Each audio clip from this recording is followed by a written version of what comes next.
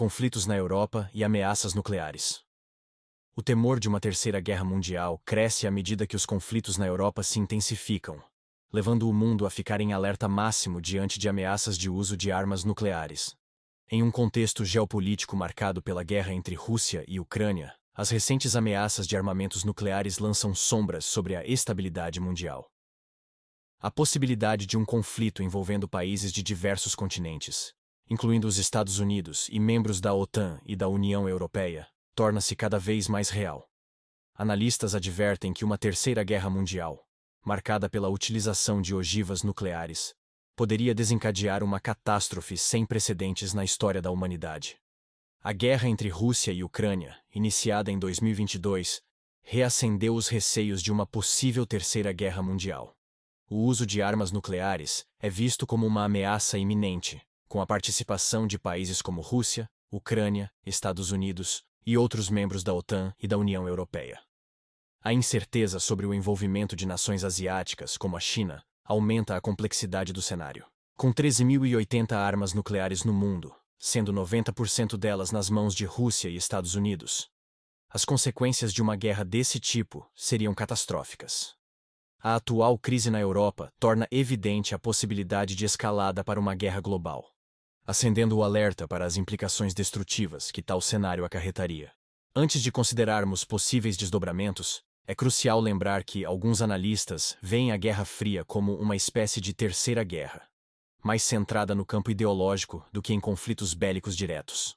Entretanto, os conflitos locais na Ucrânia e nas fronteiras russas podem rapidamente se expandir, envolvendo outros países e transformando a tensão atual em uma guerra de proporções mundiais.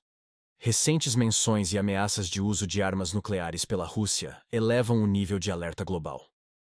A seriedade com que as nações encaram essas ameaças, aliada aos testes contínuos de mísseis pela Coreia do Norte, ressalta a urgência de se abordar o potencial desencadeamento de uma guerra nuclear. Uma terceira guerra mundial. Quem poderia se envolver? Considerando o panorama geopolítico, Rússia e Ucrânia são os protagonistas evidentes de um conflito global iminente. Contudo, a possível entrada de países da OTAN, União Europeia e até mesmo da China, dada a sua relação com a Rússia, adiciona camadas de complexidade à situação. O apoio chinês à Rússia e as tensões sino-americanas aumentam o espectro de um conflito mais amplo. A posse de armas nucleares por diversos países intensifica as preocupações. Além de Rússia e Estados Unidos, outras nações com esse potencial podem ser arrastadas para a batalha, ampliando as dimensões do conflito. A realidade das armas nucleares no mundo.